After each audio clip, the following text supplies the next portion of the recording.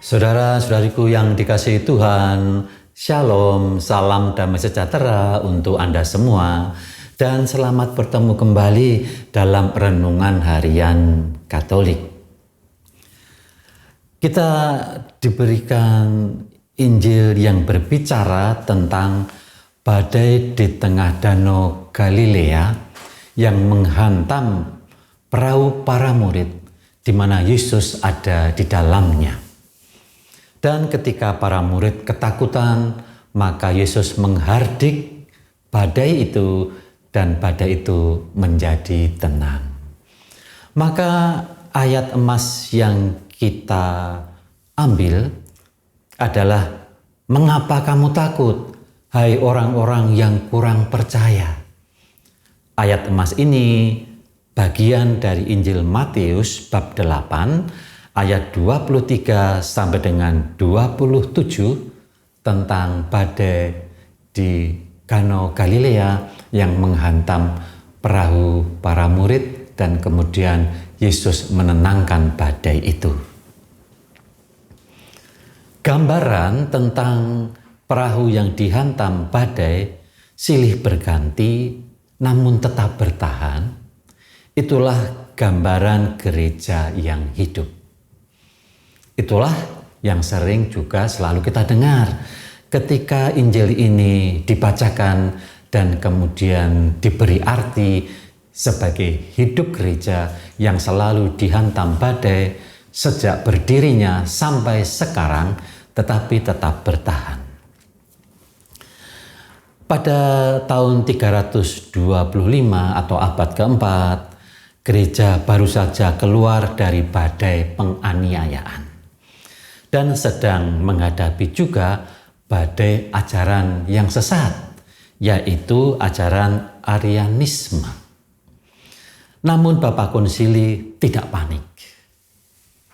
Mereka berkumpul, mereka berdialog, mereka berdoa dan mendengarkan Roh Kudus. Dan kemudian mereka meringkaskan bagi kita, mereka tidak membuat iman yang baru. Mereka hanya meringkaskan, mereka membuat sebuah rumusan padat untuk kita pegang, yaitu hasil dari sebuah konsili Nicea yang sering kita sebut sebagai syahadat para rasul.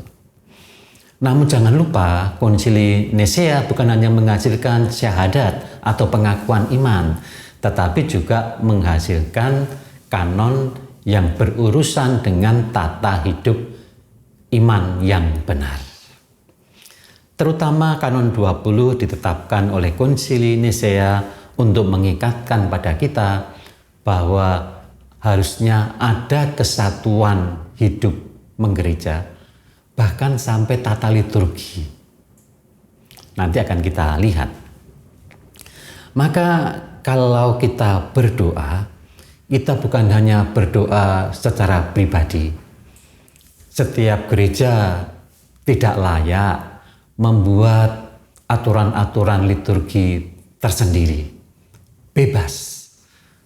Tetapi harus ada dalam kesatuan. Karena apa? Liturgi itu bukan sekedar tata cara upacara, tetapi liturgi adalah bentuk pengabdian, bentuk penyembahan kepada Allah yang satu. Maka kesatuan dalam liturgi adalah kesatuan dalam penyembahan kepada Allah yang satu, Tritunggal Maha Kudus. Mari kita lihat itu sebagai sebuah ungkapan iman yang benar, bukan sebagai sebuah tata upacara yang menekankan segi afeksi. Itu bisa keliru. Maka mari kita lihat bagaimana Konsili Nicea mengatur tentang sinode provinsi yang ada dalam kanon nomor 5. Kalau diringkas bunyinya demikian. Mereka yang diekskomunikasi oleh seorang uskup tidak boleh diterima oleh uskup lain sebelum perkara mereka diperiksa. Maka mari kita melihat gereja itu mau berlaku adil. Gereja itu tidak main tuduh.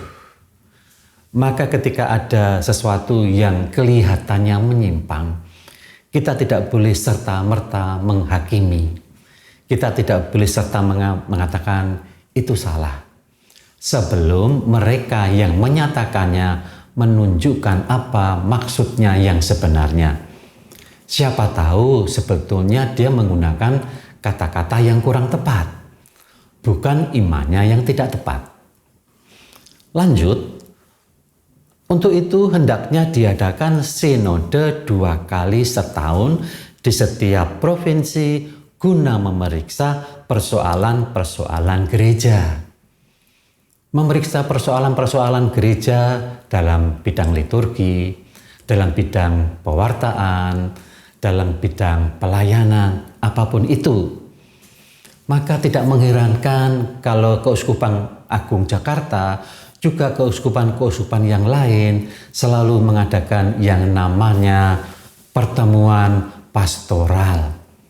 Pertemuan pastoral para imam, pertemuan pastoral antar anggota-anggota DPH, pertemuan pastoral kelompok seksi atau komisi-komisi liturgi dan sebagainya. Itulah sebetulnya yang sudah dimulai oleh bapak-bapak gereja kita. Jadi jangan sampai kita merasa itu adalah persoalan kita, sekarang tidak. Itulah semangat gereja yang sesungguhnya dan sudah ada dalam tata hidup gereja yang benar. Maka apabila ada undangan untuk aktif dalam hidup menggereja, ada undangan dalam pengaturan tata liturgi di gereja, ikutlah. Kalau ada undangan untuk mengadakan pertemuan DPH inti yang terdiri dari ketua lingkungan, para seksi, hadirlah. Jangan Anda melihat itu sebagai gerakan manajemen modern. Tidak. Gereja sudah melakukannya sejak awal. Jangan sampai kita lupa sejarah. Barang siapa lupa sejarah, ia kehilangan iman yang ortodoks. Juga mari kita melihat kembali ungkapan-ungkapan tentang kesatuan dalam praktek hidup liturgi yang bisa kita temukan dalam Kanon 20, yaitu tentang kebersamaan praktek ibadat pada hari Minggu. Tapi ini adalah khas persoalan gereja pada abad keempat. Mari kita dengar. Karena ada orang yang berlutut pada hari Minggu dan selama masa Pentakosta, demi keseragaman gereja diputuskan bahwa doa pada hari tersebut hendaknya dilakukan sambil berdiri. Ini bukan sebuah penyeragaman, tetapi sebuah ungkapan kebersamaan dalam penyembahan terhadap Allah yang satu, Tritunggal Maha Kudus, dalam iman yang satu, kudus, katolik, dan apostolik. Maka mari kita melihat kembali praktek hidup menggereja kita. Jangan terlalu cepat-cepat protes kalau ada perubahan sedikit saja dalam tata liturgi. Tentu saja para uskup sudah membicarakannya dengan baik. Tentu saja komisi liturgi sudah membahasnya dengan baik. Dan tentu mereka juga berpedoman pada tata liturgi yang disusun dan disampaikan kepada kita oleh komisi liturgi atau diskusi liturgi dari Roma. Maka mari kita melihat bahwa tata liturgi itu bukan sebuah aturan tentang sikap, tetapi tata batin. Kebersamaan dalam tata batin itulah yang tepat, bukan hanya tata sikap. Karena jelas dalam konsili ditekankan bukan soal berdirinya atau berlututnya, tetapi semangat dalam masa Pentakosta, semangat pada hari Minggu, hari raya kita. Maka saudara-saudara terkasih, mari kita melihat atau bahkan menghindari bentuk liturgi bumbu. Maksud saya, liturgi yang diberi berbagai macam aksesoris dengan gerakan-gerakan yang tidak perlu, gerakan-gerakan yang afektif, tangan melambai ke sana kemari dengan ungkapan bersorak-sorai. Itu memang baik dan menyenangkan, tetapi akan tidak membuat kita sampai pada sebuah penyembahan iman yang benar, atau liturgi yang dipenuhi dengan lagu-lagu gembira. Sampai lupa bahwa ada juga lagu-lagu pertobatan, lagu-lagu yang mengingatkan kita akan penebusan, lagu-lagu yang mengingatkan kita akan masa-masa di mana kita harus memiliki waktu yang hening untuk memberikan kesempatan Roh bekerja dalam batin kita. Maka mari kita mengadakan refleksi kecil. Yang pertama, ketika gereja menghadapi kesulitan, apakah saya ikut membangun atau justru menambah badai? Mungkin persoalan dalam liturgi, mungkin persoalan dalam lingkungan, mungkin persoalan dalam katekese, mungkin rumusan-rumusan yang mungkin dengan kata-kata yang kurang tepat, karena bahasa selalu berkembang. Yang kedua, ketika gereja menghadapi kesulitan, apakah saya ikut memecah belah atau justru sebaliknya, saya membangun persekutuan?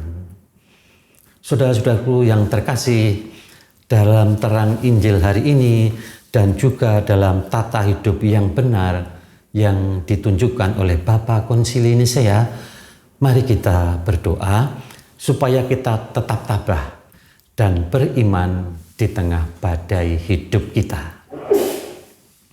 Marilah berdoa. Dalam nama Bapa dan Putra dan Roh Kudus. Tuhan Yesus, ketika badai menguncang perahu para murid, Engkau hadir menenangkan gelombang. Seringkali kami juga dilanda ketakutan, kebingungan dan kekhawatiran terhadap masa depan gereja, juga masa depan kehidupan kami sendiri. Maka Tuhan, ajarlah kami untuk percaya bahwa Engkau tetap menyertai gerejamu dan juga kami, dan tidak pernah meninggalkan kami semua. Maka teguhkan iman kami agar kami menjadi pembawa damai dan harapan, bukan sumber ketakutan dan perpecahan. Semoga dalam setiap kesulitan kami tetap memandang kepadamu, Tuhan yang menguasai laut dan badai kehidupan. Permohonan ini kami sampaikan kepadamu ya Tuhan Yesus, sebab Engkaulah Tuhan dan pengantara kami, kini dan sepanjang masa. Amin. Tuhan bersamamu dan bersama rohmu, dan semoga Allah yang Maha Kuasa memberkati kita semua dalam nama Bapa, Putra, dan Roh Kudus. Amin.